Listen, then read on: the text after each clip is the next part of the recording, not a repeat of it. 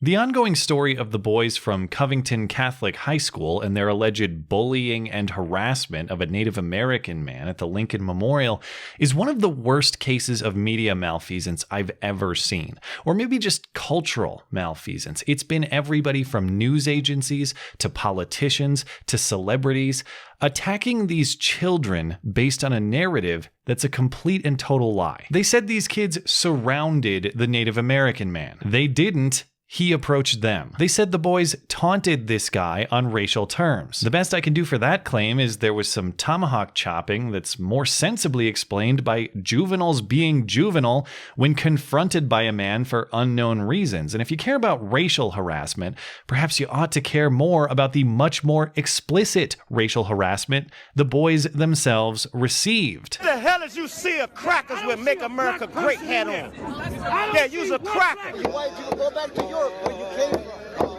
This is not your land. They said these kids chanted "build the wall" and no such thing ever happened, but repeat a lie often enough and people will believe it. And I saw not just public figures repeating these lies, but personal friends I can vouch for as otherwise intelligent people, spreading this factually inaccurate outrage in a total willingness to pile on children in order to satisfy their own personal hunger for political righteousness. I'm not a big fan of emotional arguments, but genuinely, it was sick. We're at the point where people prioritize their rabid politics over not just basic fact-finding, but even over common decency to children. They will ruin kids' lives if it helps to preserve their worldview, and they'll do it all while claiming moral superiority over the rest of us. What a time to be alive. And of course, this recklessness is not without consequence. There's been harassment, there's been doxing, there have been threats so significant that Covington is closed to start the school week. So we're now going to pause the education of all of the kids at this school because the peaceful, tolerant left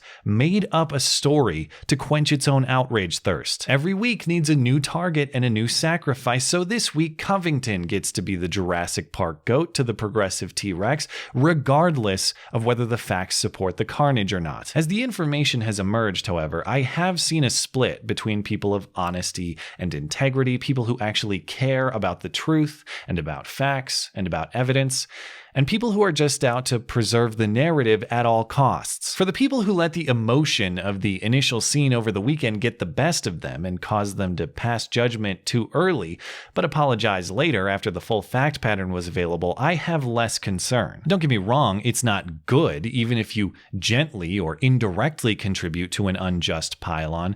You're still contributing to the pile-on, but these people made a mistake and corrected their statements when confronted with additional information. That's really all I can ask of a person, and that's the only standard to which I can hold myself, since I've been in a similar situation many times before, and I'm sure I will be again soon. But the other side of this split is descending to even more shameful depths, doubling down, grasping for new straws of evidence, all so that the political narrative can be upheld at the expense of everything else. Truth and basic decency be damned. Take, for example, this Deadspin article, published late Monday after the full information of the incident was widely available. We gotta toss all the other news organizations under the bus for acknowledging that new information, ironically ripping them as not objective for such a gesture. How dare they present the complete information to the reader? After all, these kids still committed the sin of being white and doing the tomahawk chop. I didn't realize making that gesture was a crime, let alone in juvenile court. But if so,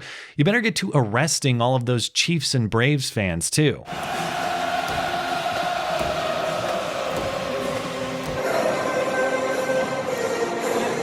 Or at least ruining their lives, since I'm told that's an appropriate punishment for this sort of thing. You better get to it. That's a lot of employers to email. Scroll down and our author continues to rip Covington as an institution, inserting the first of a few desperate pieces of new evidence that's an even bigger stretch than the original claims. That Covington is a school that endorses blackface, or at least a school where kids recently wore it. And this is a claim perpetuated by the New York Daily News, the New York Post, and more, all based on a tweet from some random Canadian cannabis health consultant with a screenshot that claims to show Covington kids painted black mocking a black opponent basketball player on racial terms. Okay, aside from the fact that even if true, these aren't the same kids, just the same school, even a scratch of digging at this claim's own sources reveals this dishonesty for what it is. The linked video also shows that color washes are a theme of Covington school spirit.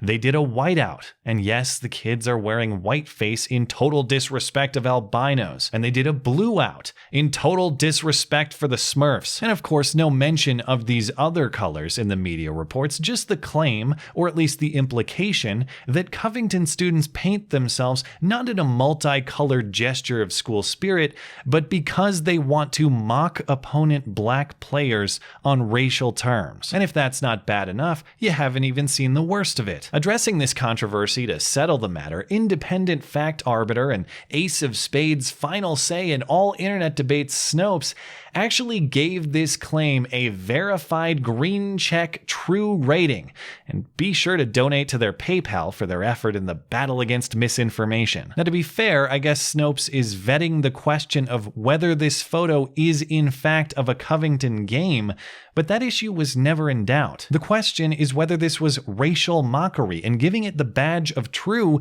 implies that it is, whether that was Snopes' specific intent or not. And by the way, Snopes made no mention of those other colors that are part of the school's color wave tradition. In other straws to grasp, we're seeing new claims of other harassment these Covington boys supposedly engaged in during their time at the Lincoln Memorial. The Covington teens harassed a woman and called her a slut, and you can check out the video. And what we're directed to is an 8-second video clip from some random Twitter account with shouting you can't even understand from a group you can't identify.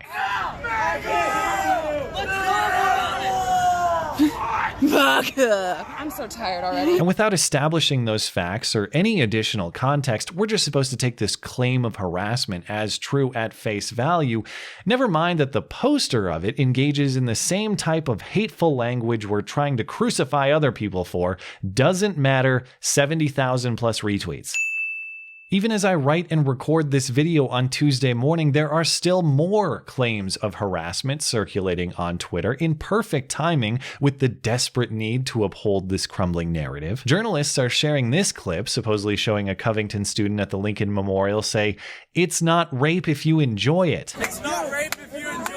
Just to clarify though, I don't actually know for sure this is a Covington kid, says the journalist making this tweet, but it's still representative of my political opposition, so it's fine if I make children collateral damage on my crusade in pursuit of my own righteousness. In other words, there's a lot of people more concerned about being precisely, factually, and semantically correct than about being morally right. I see additional posts claiming to know with certainty that this kid is not, in fact, from Covington, so maybe he is, maybe he isn't, I don't know, and I don't care. And the same goes for all of these likely concocted, pile-on pieces of evidence, because one, they have no relevance to the original claims about the confrontation with the Indian guy, and two, even if they're true, they are examples of kids behaving crudely. You know, like kids do. I'm not going to try to ruin their lives over it. It is very difficult to challenge your own worldview, to think